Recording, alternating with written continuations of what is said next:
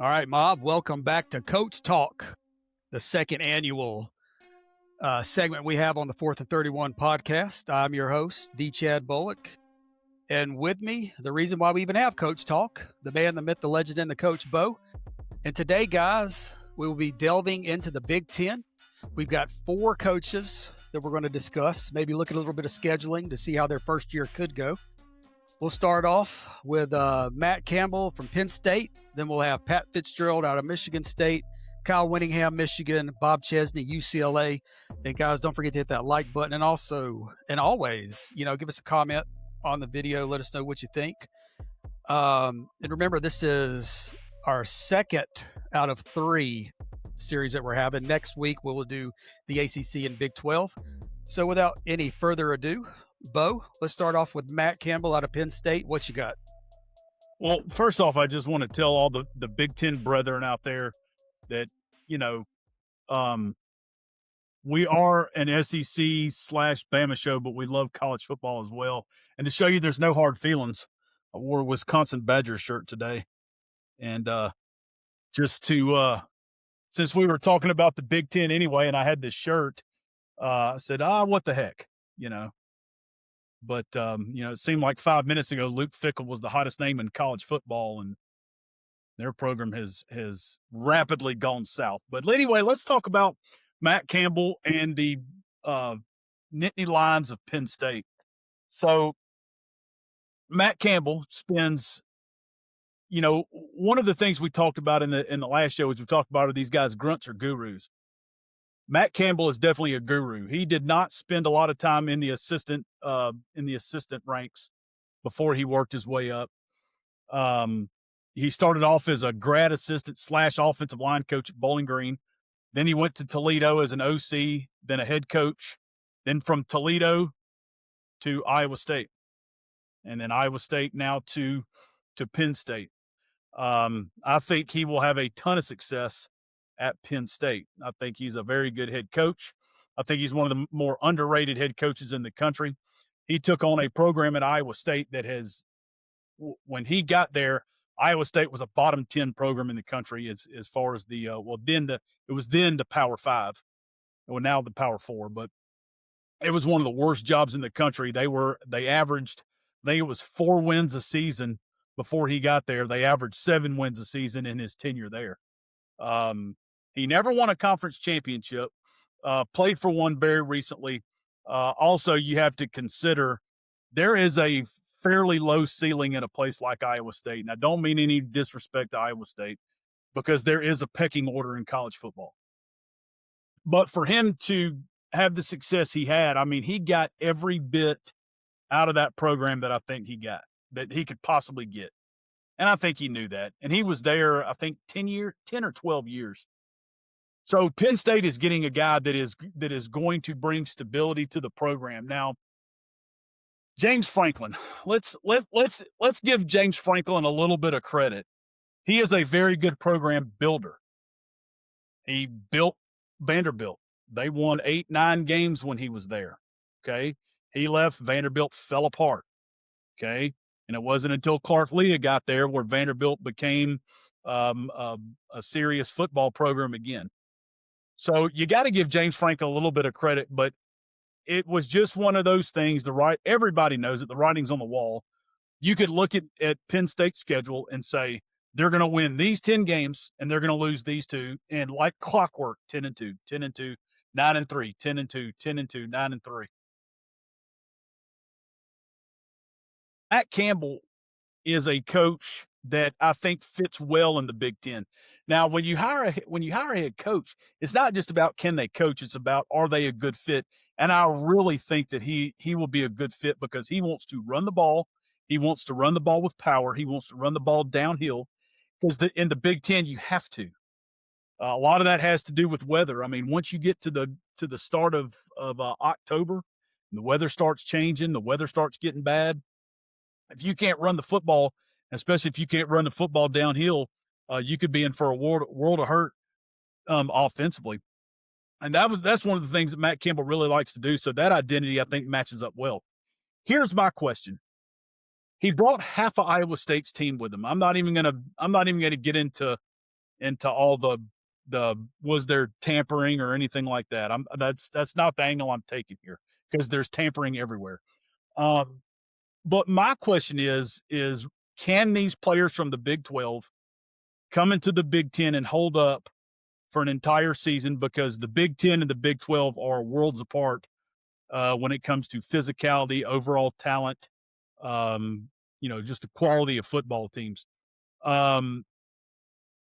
In the upcoming draft of the Power Four conferences, the Big 12 had the fewest number of NFL graded talent. Okay, I think it was something like maybe 35 players. The Big 10 had about 70 players. So, I mean, you can just see the talent difference there and the talent gap there. And especially when you look at the Big 10, you look at the top 7 or 8 teams, that's where the vast overwhelming majority of the talent lies in that conference. Now, fortunately for him, Penn State traditionally is one of those teams that is able to get a good bit of talent. Now, recruiting didn't go great. He came in at the end, but his portal class was number 6. His recruiting class was like number 65, which is not good, obviously. I mean, my South Alabama Jaguars are recruiting in the mid 70s, and he's recruiting in the mid 60s. But I will give him a pass on that because of the time in which he came in. He came in so late. It seemed like the Penn State coaching search lasted longer than any coaching search I've ever seen in my lifetime. Think about it. They fired James Franklin after week, was it 4 or 5 maybe? Was after the loss to UCLA. They fired him. So they played their first. They played their 3. Yeah, they played their 3 layup games. They won with ease. Then they lost to Oregon, and then I think they went to UCLA and got beat, and then I think that's when he got fired. So let's just say it's week 5. And he was one of the last major jobs that was filled. I couldn't believe for the life of me that Penn State did not already have somebody lined up. That kind of spoke to me that they reacted on emotion in what happened, and they were not prepared for the the next part. They were very upset about what had happened. I say they as in the Penn State fan base, rightfully so. And, of course, the administration on campus. You don't ever expect to lose. If you are Penn State, you don't ever expect to lose to a program like UCLA, especially under the conditions that UCLA is in currently. So I thought that was a kind of an emotional response. And then that hiring process took forever. Like I said, he was one of the last – that was one of the last jobs, one of the last major jobs that was hired as far as the major conferences goes. So the recruiting was down, but the portal was good. So my biggest question with him in year 1, can all of those Big 12 players coming from a much lesser conference, can they hold up to a Big 10 schedule? Not just that, but the travel. The travel in the Big 10 is outrageous.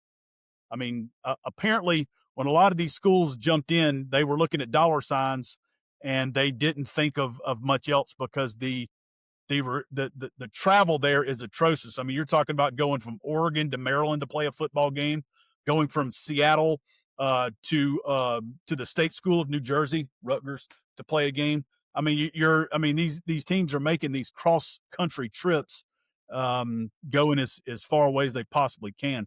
But I like Matt Campbell. I think he's a heck of a football coach. I think he's a perfect fit, and I think that he will do well at Penn State. How well? I don't know. Okay, only time will tell. But let's look at his schedule real quick. I'm going to tell you right now, I don't like coaches making the playoff in their first year. Now, we talked SEC. I like one of the teams I talked about was Florida. I like Florida's talent. I like the fact that they finally have it seems like they've got a really good head coach and a really good fit. And I talked about how they could possibly make the playoff, but it's more important in year 1 to lay that foundation, to lay that groundwork, to get your program established. So then you can move forward and then you can really start stacking the wins. But I will tell you, Penn State's schedule is such that if there's one team that can make the playoff in the first year, I really like this Penn State team because, I mean, you bring in a veteran quarterback like Rocco Becht. Great name, by the way. You bring in Rocco Becht, who seems like he's played college football for about 14 seasons. Chad, help me out on this. What was the quarterback's name at Penn State that was there before Drew Aller? That it was like he was there about 6 years, because I think there was a medical or maybe 2 medicals. He was there maybe 6 or 7 years. Do you remember his name? The guy before Aller, was it Sean something? Tony Saka. Wait.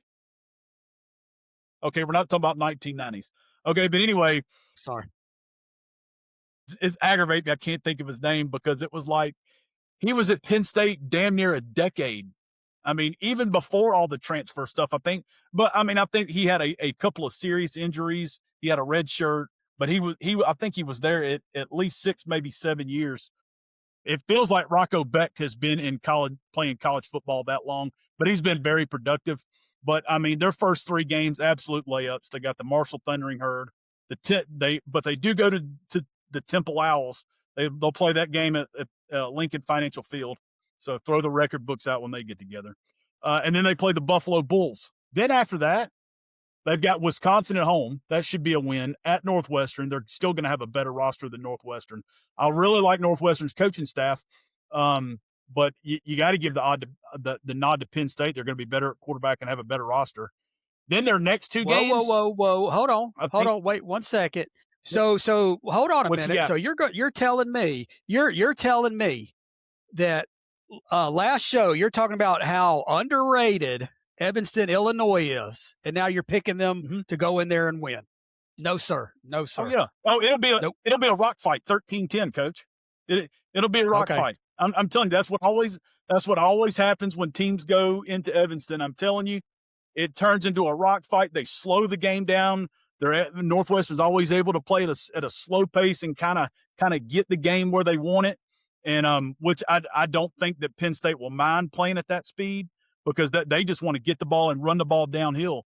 And when it comes down to it, Penn State's going to have a better roster. So give me Penn State close, like 17-13, 20-10, somewhere in there. But then they play USC at home. That's probably a loss. I don't know though, because Lincoln Riley on the road is atrocious. I mean, he's one of the worst road coaches in America. And I'm just going to go ahead and tell you, if for some reason USC is favored in that game, do yourself a favor, just blindly take Penn State. And that may be the whiteout game, but just blindly take Penn State. I'm glad. Yeah. And I'm glad you brought up that, because I was about to say, I will almost guarantee you that will be the whiteout game. Could be. It'll be a night game. Because you look at the rest stadium, it'll be electric. You look at the rest of their schedule, though. I mean, so they go to Michigan the next week. So if they can somehow split those 2 games, if they can split the USC and Michigan games, then they have a bye. And this is how they finish their season. Purdue at home, at Washington, which could be tricky. Minnesota at home, Rutgers at home, at Maryland. They can win 10 games. They can win 10 games with that schedule. And I would imagine, though, if they got into the playoff, they might get smacked around, because I don't know if they're a playoff team as far as their roster goes. But that schedule, with Matt Campbell being the excellent head coach that he is, Rocco Becht being the veteran quarterback that he is, Penn State is always good on the lines of scrimmage. They could easily win 10 games with that schedule. Yeah, I agree. I mean, that would be, a very good. I mean, even let's say they play better than expected, get to 11-1. I mean, you're probably playing, depending on which game you lose, you're probably playing in the Big Ten championship game at a minimum in your first year. Because I'll tell you this, you win that. Yeah. Oh yeah. Well, the one thing, and we'll talk about this in a minute, but the one thing, there's a lot more. And I really got on the Big Ten for this past year, and people who are honest would say the same thing, that there weren't very many marquee games in the Big Ten last year. It was a lot of the top teams just beating up on the bottom half of the conference. Not this year. There's a lot more marquee games, a lot more bigger games. I'm really looking forward to and I mean this with all sincerity, I'm really looking forward to some of these Big Ten games, because you're going to see games that you haven't seen. I think there's a USC Ohio State game in there, and the schedules are a lot more challenging this year. There's a lot more marquee games, so looking forward to that. Yeah, we always like good football to watch, no matter what conference it's Oh, in. All absolutely. right, moving on. Doesn't matter the conference. We Yeah, just want to see the good teams play. yeah, and you know what? Last year, I kind of liked the Big Ten not having marquee games because that means the SEC just, you know, marquee game after SEC, marquee game. But I absolutely. digress. Let's move on. Michigan State, Pat Fitzgerald. Bo, what you got? All right, so low key, this is one of the teams that I've always kind of liked, Michigan State. I've always liked that Spartan logo. I love that color green that they wear. Loved Mark D'Antonio as a head coach, Saban guy.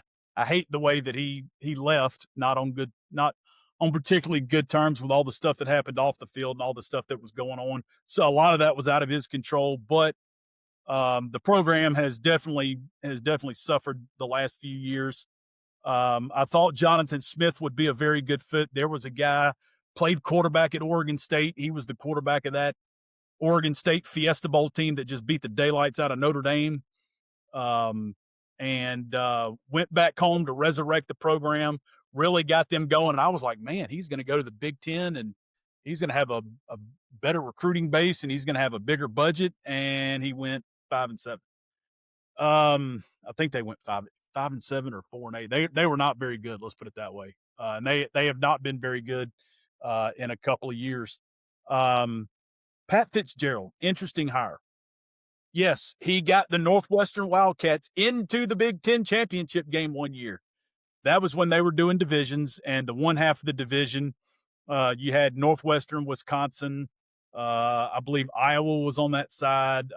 In other words, for football, the stronger side was the other side because you had Michigan State, Michigan, Ohio State, Penn State. They were all on one side of the division of the conference, and the other side of the conference was definitely the weaker of the two. And he got them into the Big Ten championship game, and that was the peak. That was the pinnacle of Pat Fitzgerald's coaching career. And then from there, it was just a slow dive into losing seasons and then more losing seasons, culminated with all the stuff that happened off the field. I believe was that there was a whole big hazing incident. He was fired for that. Now he has since been exonerated from all of that. You know, it's kind of like, do you remember the car guy that created the DeLorean, John DeLorean? Do you remember him, Chad? You know, the Back to the Future car. Yeah. So anyway, he created the DeLorean. Yeah. He made the DeLorean, and he was indicted on cocaine charges. So he's indicted on page 1. Big, the world can see it, and he was acquitted on like page 17. So, and I say that just to say that about Pat Fitzgerald. A lot of people probably don't even know he has been completely exonerated from anything that happened in the incidences at Northwestern. Which, as soon as that happened, boom, he instantly got hired at Michigan State. Now, if there were ever a guy that just exudes Big Ten football, it's this guy. He knows the conference. He knows the lay of the land. He knows the recruiting in this conference. I have mixed feelings on this because his last couple of years at Northwestern were not good. I mean, just talking about W's and L's. And then you have all the stuff that happened. It's just not a good look, even though he was exonerated. I'm going to keep saying that. He was fully exonerated. It's not a good look. You pile that up with all the L's that Northwestern started taking, and it's definitely not a good look. But here was a guy that played linebacker at Northwestern. I believe he was on that Rose Bowl, that Gary Barnett Rose Bowl team. And if there's one guy in this world that I would want to see succeed, is him.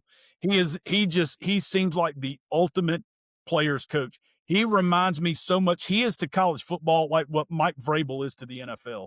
Like, he's exactly where he needs to be, doing exactly what he needs to do, in exactly the place he needs to be in. And I hope for Sparty that he is the guy and he gets them back to their winning ways, because granted, they beat Boston College last year, but Boston College went 1-10, but they gave up 40 Okay, so if that tells you where Michigan State is at this point, the recruiting's down, the portal's down. Their quarterback Aiden Childs, who was like a 4 or 5-star, he is gone. He has left and gone to actually to Northwestern, which I don't even know how much of a downgrade that is. He wasn't very productive at Michigan State, and he had a receiver. I can't think of his name, but he just transferred to go to Indiana.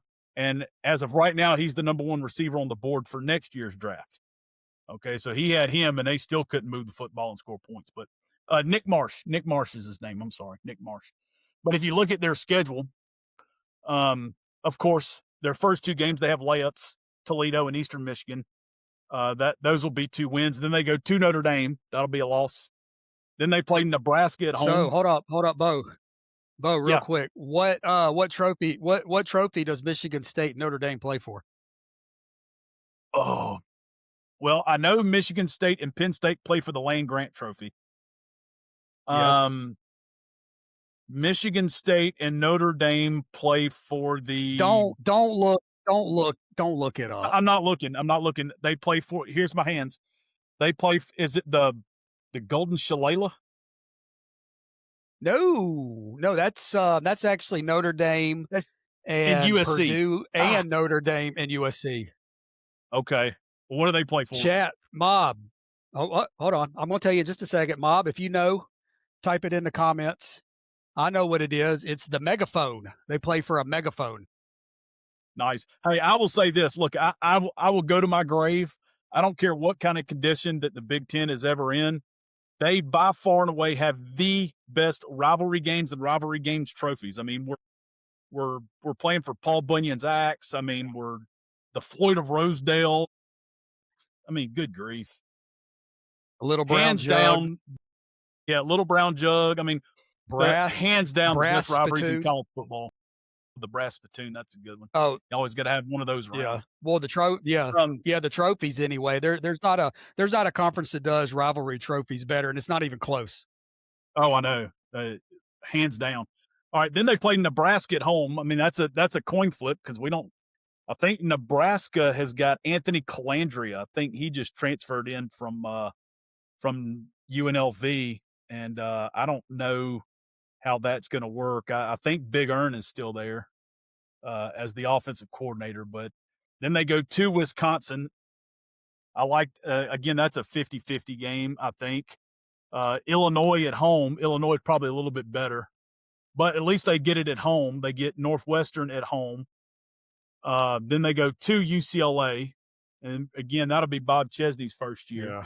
And then they have a bye. Hey, and that 4-game stretch is kind of brutal, even with the bye.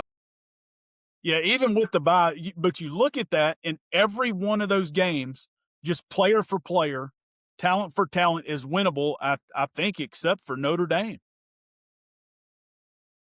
It wouldn't shock me a bit if they started 7-1. Yeah, well, I mean, even with UCLA is not going to be good, but it's still, you got to fly halfway across the country to get there. So that's going to be again. That goes back plus you're another about the travel. The travel is horrendous in this conference. But if they played those first 7 games and they were just 3-4, I think that would mean a lot. If they could especially go 4-3, beat Northwestern and then maybe pick off. I mean, because again, they have Nebraska, Illinois, and Northwestern all at home in 3 out of 4 weeks. And the other game in that stretch, they go to Wisconsin. Again, that's a very winnable game right there. Then they have a bye week, but then they come off the bye. They play at Michigan. That's a loss. Washington at home, probably a loss, but again, with the travel, you never know. Then they have Oregon at home, and then they go to the State School of New Jersey and play the Rutgers Scarlet Knights. So that is a very winnable game. I could see Michigan State going 6-6 in Pat Fitzgerald's first season and getting back to a bowl game. And let me explain the importance of bowl games, because I've taken some heat from the listeners about my stance on bowl games, and I stand firm on this, and I will not change my opinion on bowl games. Bowl games do not matter what they once did. Okay. Where bowl games are important now is that these coaches get 10 extra practices. You get to the players that want to sit out and the players that want to transfer, you can go ahead and get them out. You can get these new players in. You can put them in a high leverage situation in a low leverage game. It don't matter if you lose. It's a bowl game. Bowl games now are the equivalent to the NFL or now to college football what the preseason is to the NFL. In my opinion, it's great for the coaches because it gives them a chance to evaluate, to put younger players in a high leverage situation in a low leverage game. Now they get the starting reps, so they get to practice different. Everything changes, and you get to evaluate that in a real game situation. Practice is one thing, okay, but games are a whole nother situation. And then not only that, but you get to take them, fly them somewhere, and go play in a neutral site, and then you also get to evaluate kind of their characters, see how they handle themselves out on the road for 4 or 5 days. Out basically. I'm not saying with no supervision, but I mean, let's be honest. The coaches just say, "Hey, your curfew's 11:00," and then they just let them go. So, in my opinion, that's what bowl games are really good for now is the evaluation for coaches. But as far as the players, I don't really know, especially the top end guys. Most of those guys are going to sit out anyway. So, but I think Michigan State could get to a bowl game, and I think that would be really big for Pat Fitzgerald. Yeah, I agree. Anytime you get extra practice, especially when you're trying to like you said, lay the foundation, that just gives you a couple more weeks to lay that foundation for next year. So, yeah, I mean, it's sad because when we were growing up, if you're, you know, Gen X like we were back in the day, bowl games were just like every team Super Bowl. They went out there and, it was a reward. Now it's kind of like, well, I've got, you know, XX and X not going to play because they're going into the draft. So bowl games have kind of de-evolved in the competition part because some players don't even want to play in it. And All right, and let's move motivation on. and just real quick, motivation in bowl games is a real thing. One of our coaches at Baker, who will remain nameless, he played at a Division I program, and they went to well, I'll just go ahead and tell you, it was Coach Scott, our head. He's the head coach now. He was defensive coordinator at the time he was telling me this. So they went all the way out to Boise, Idaho, and played like Utah State or somebody.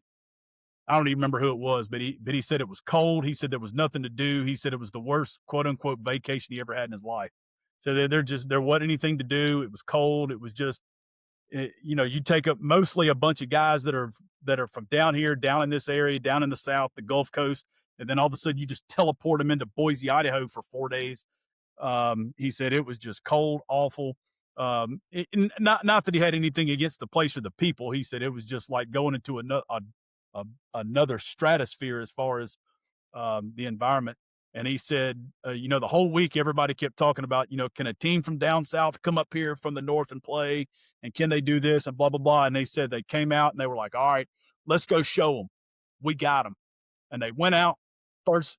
The other team got the ball first. They stopped them, got the ball back, went right down and scored. They were like, all right, let's go home. And then they ended up getting their tails kicked.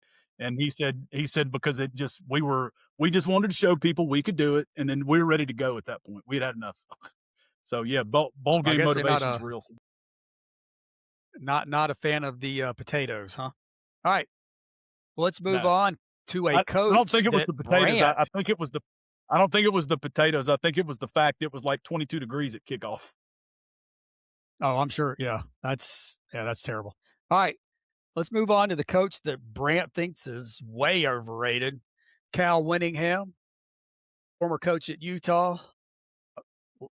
This one we kind of talked about this on Brant's show. This was the one that surprised me. A guy who'd been at Utah that long and then just up and leaves and goes to Michigan.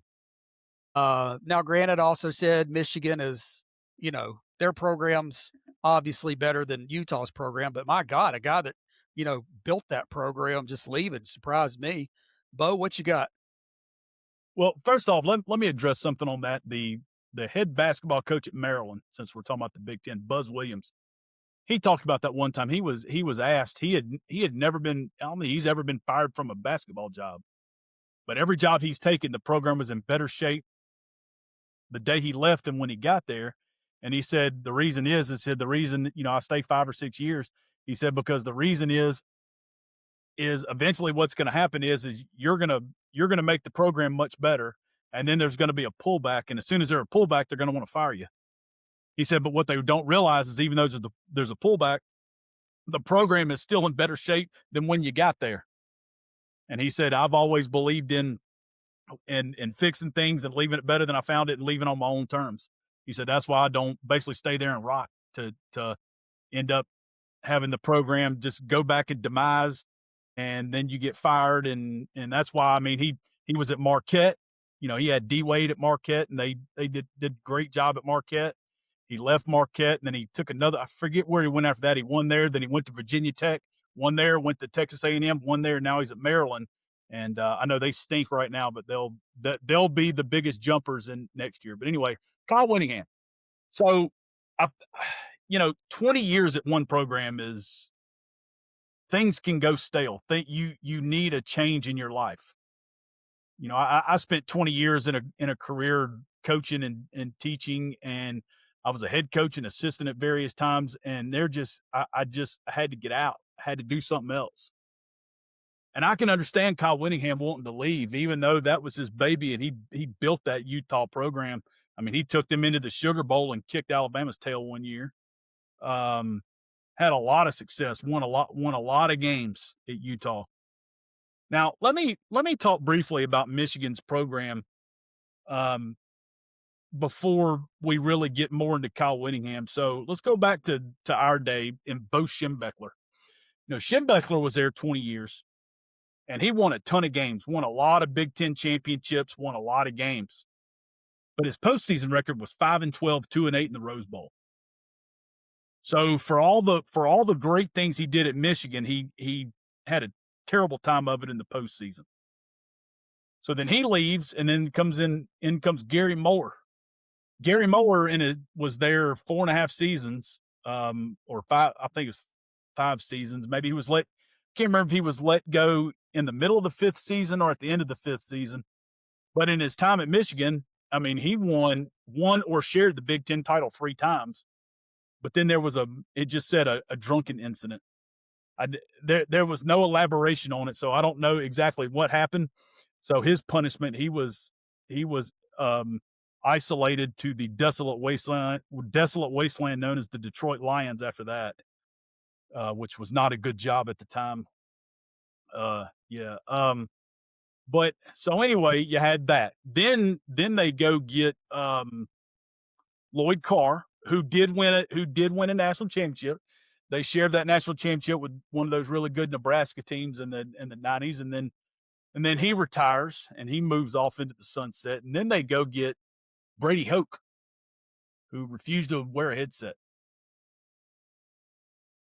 Any head coach that look when you look at them on the sideline and they look like they don't know what's going on, that's a bad look. When you're winning games, you can get away with a lot of stuff, but when you're not winning games and then you have that bad look too, not going to happen. Then they go get Rich Rod, which was a terrible fit at Michigan. He did not fit from the jump. It just wasn't a good fit. Rich Rod's a very good coach. He's back at the prodigal son has returned to West Virginia, and I think they'll be one of the more sneakier teams in the Big 12 next year. But it didn't work at Michigan. It never did. As soon as they hired him, I said, "What are they doing? It just doesn't make sense. This doesn't fit." Then in comes Jim Harbaugh, and we all know the stuff that was going on behind the scenes at when Jim Harbaugh was there. There was recruiting stuff. People having to go in for depositions, the Netflix special on the sign stealing, the multiple suspensions, the $20 million fines. It was just like complete chaos. No, not lack of, but no institutional control. and it was all orchestrated by him and his coaching staff. And so then Michigan decided, yeah, let's promote Sharon Moore, who was by courier sending the Plan B pill to his mistress. Now, my point is in saying all of that is you have some coaches there who were very unserious adults and who were obviously not good judges of character. You're not going to have that with Kyle Whittingham. Kyle Whittingham, I heard a great quote about him. All he does is eat steak and coach football. That's the kind of guy that Michigan needs right now. He's going to have to clean out that entire football athletic facility, and he is going to have to start over. That is his only job right now. Winning games is secondary. However, I think that with the recruiting that he's done and some of the guys that they have coming back, they'll be toward the top of the conference. I mean, hell, they won 9 games last year with Sharon Moore and a passing attack that yielded 11 touchdowns and 9 interceptions. So if you actually get a serious, competent coach and coaching staff in there, which I know he is and he's going to do, if they won 9 games under those circumstances last year, I think they can probably replicate that this year, and possibly even more. If you look at their schedule, so they have Western Michigan, and then they play Oklahoma at home, which that's going to be a really good one. You know, Oklahoma is going to be very good. John Mateer's hand, hopefully for the Sooners, will be healed. You know, they're going to be solid on defense. But I still give that 50-50 because I like the fact that Venables will be in his, 4th year, Chad, and hasn't had all the turmoil that's gone on at Michigan, and now they're also changing over coaches. Then they play UTEP, which that'll be a win. Then they play Iowa at home. I'll go ahead and say that'll probably be a win, being that they're at home. And then they go to Minnesota. That's probably a win as well. Minnesota's a 7-win program. And don't forget, Iowa graduated 27 players last year, including their quarterback. Chad, I don't know if you're familiar with their quarterback situation, but it's either going to be Jeremy Helinski, who's going to be, I think, a true sophomore, or see if this name rings a bell, Hank Brown. So TJ Finley's not at this school?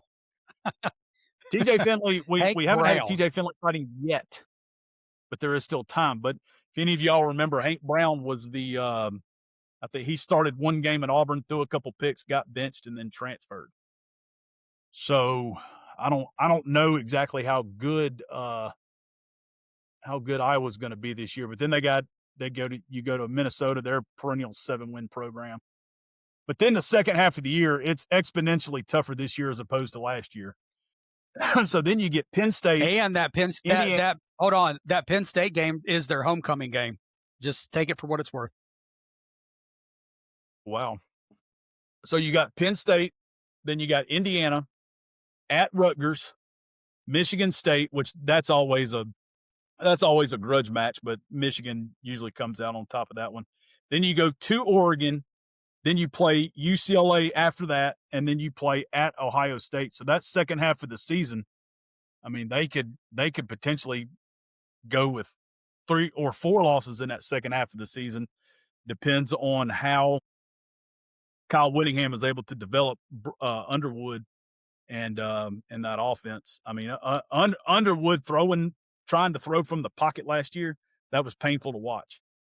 It was either an RPO or he was running around all over the place. I mean, he's got to have a serious coach that's going to come in and work with him throwing from the pocket, because all we've heard is he's an all-world talent, but he didn't have all-world coaching for sure.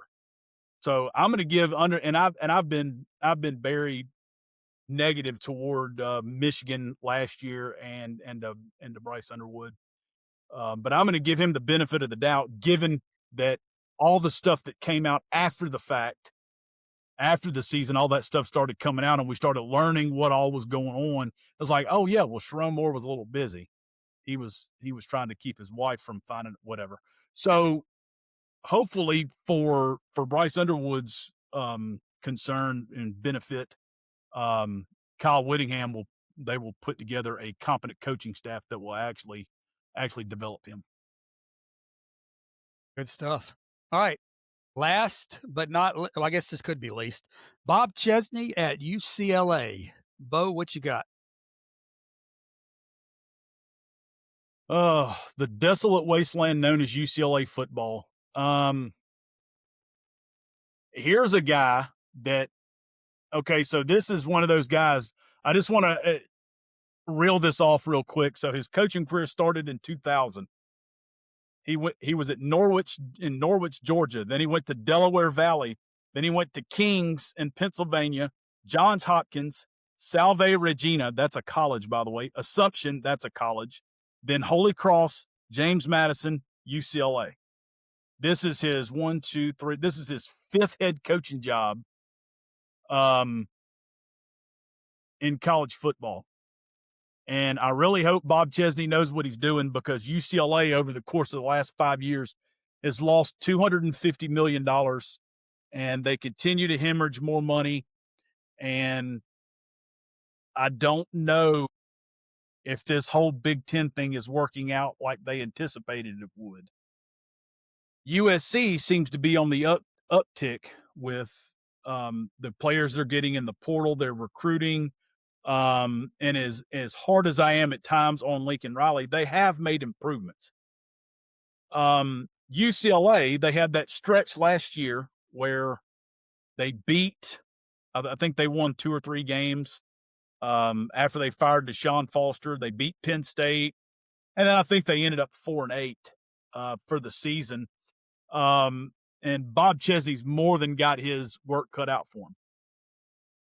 My whole thing with football on the West Coast is everybody that's any good, they usually do one of 2 things that's good out west. They either go to Oregon or they come east. That's it. That's what's happened for the last 15, 20 years. When Pete Carroll was at USC, he kept all those guys. I mean, he recruited California. That's all he did. He recruited California, and then he went and cherry-picked a couple guys here and there, and that was his team.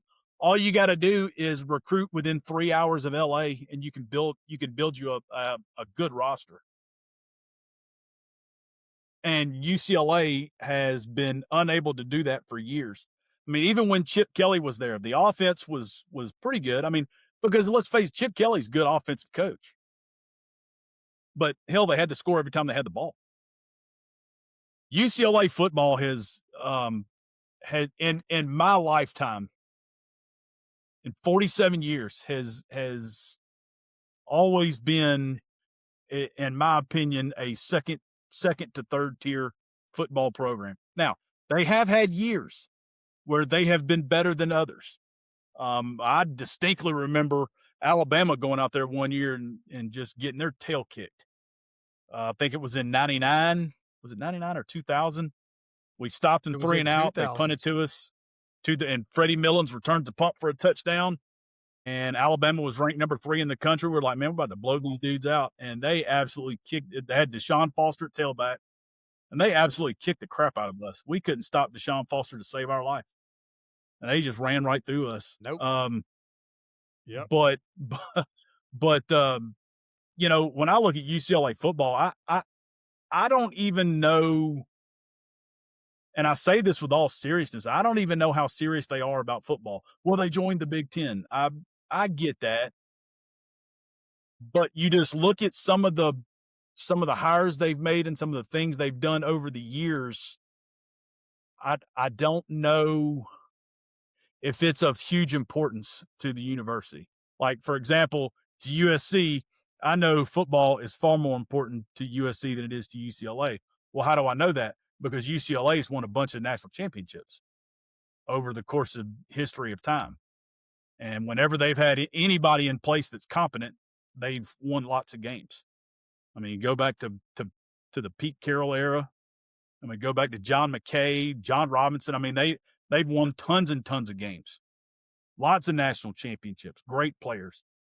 You put USC's all-time team up against anybody's, it's as good as anybody's. UCLA, I don't know that I could say that. They've always taken a backseat to to USC. And I just don't know. Bob Chesney's got his work cut out for him now. He did a very good job. He got his James Madison Dukes, whether we liked it or not, whether they deserved to be there or not, with a strength of schedule of like 132 into the college football playoff.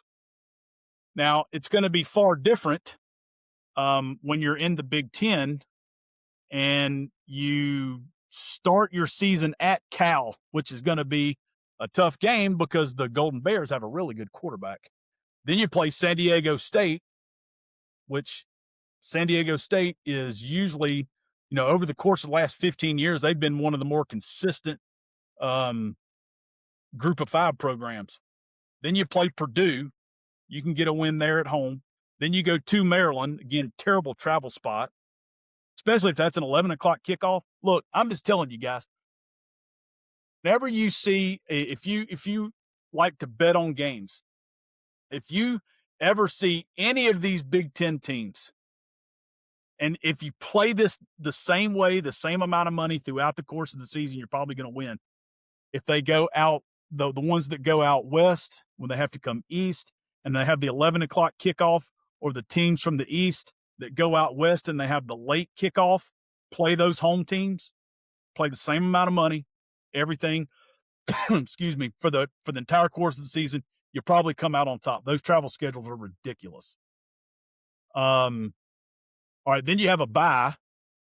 Then they go to Oregon. That's a loss. They play Wisconsin at home. That should be a good spot for them. Well, in a row, they play Wisconsin, Michigan State, and Nevada all at home. So those are good spots for them. Those are 3 winnable games in a row. Then they go to Minnesota, again, another terrible travel spot. Then they play Illinois at home. Then they go back to Michigan. That's a loss. And then they play USC at home. That's a loss.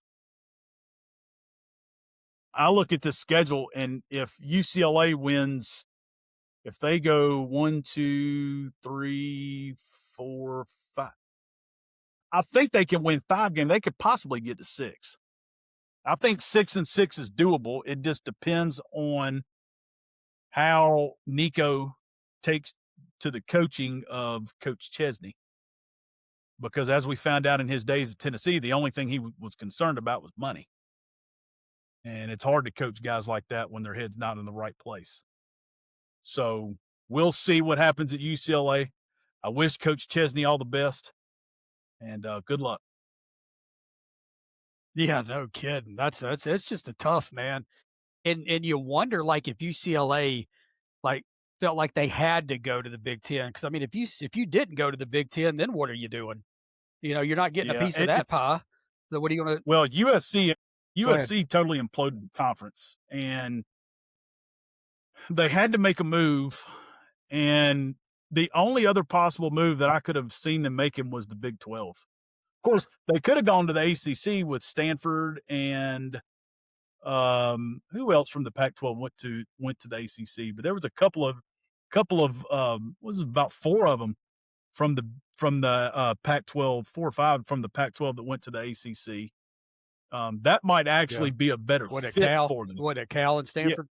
Yeah, Cal was one, Stanford was one. But anyway, that would actually be a better fit for them, I think. But I understand the whole connection to USC.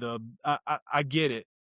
There's better money, and I also think there's more longevity in the Big Ten. Although I will say this, there's one thing that I'm really concerned about with the Big Ten, and it really doesn't have much to do about football. It's the financials. You're talking about a conference that's running. These schools are running on about a $6 billion deficit, and USC's carrying about half of that. Actually, a little more than half of that. I mean, Michigan's carrying a $250 million deficit. Like I said, UCLA has lost $250 million over the course of the last 5 years. Northwestern had to take $100 million out of its endowment just to keep the lights on and the water running. And they're cutting their staffs, I mean, across the board at most of these Big Ten schools, by 3 to 10%. They're raising fees. They're raising tuition. They're spending way more than they're bringing in, and they just continue to do it every year, and it's getting worse every year. The hole's getting deeper every year. And as somebody that does appreciate, who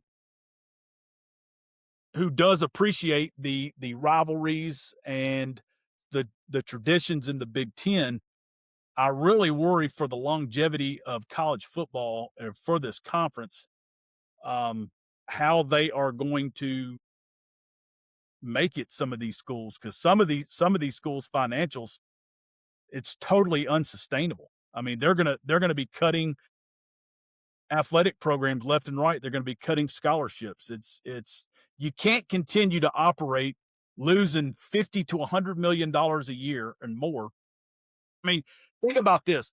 USC, they went from like 1.5 billion dollar deficit to a $3.2 billion deficit in one calendar year.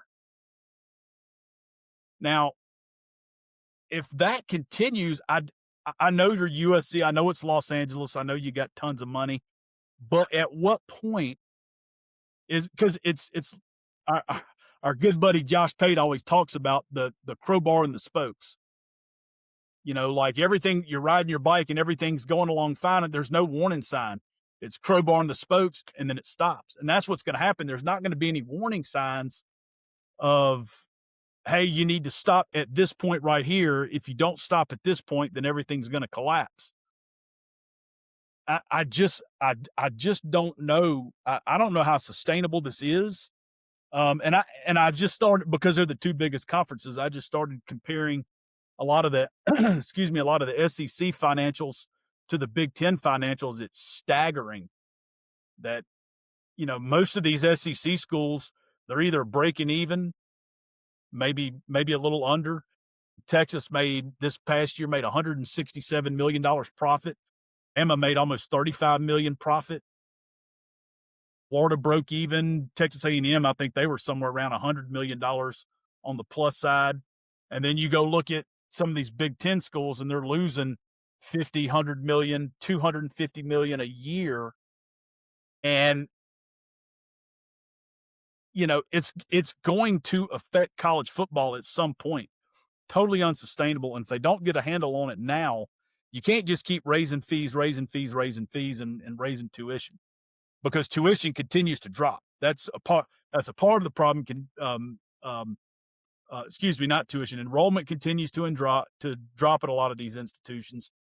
State funding and federal funding is not. They've lost hundreds of millions of dollars in funding, and they're still spending like drunken sailors. I mean, it's just crazy. I mean, Rutgers has gotten to the point to where they said their donations have gotten so low, they don't even know how they're going to replenish their scholarship fund. So, and it's not just Rutgers. I mean, it's like Ohio State, they look good. I was just looking at them. Maryland had a mess on their hands. I think, was it Nebraska lost a bunch? I can't remember exactly what Nebraska did, but they take in some of the most revenue of anybody in the conference, which is crazy to me. But if these Big Ten schools don't get serious about their budgets, they're going to be in for a very rude awakening, and it will be a very, very sad tale to tell about college football, because this is the direction we're heading. Yeah. I mean, it's all valid points with the financials. I mean, it's crazy to think that you have programs actually losing money. All right.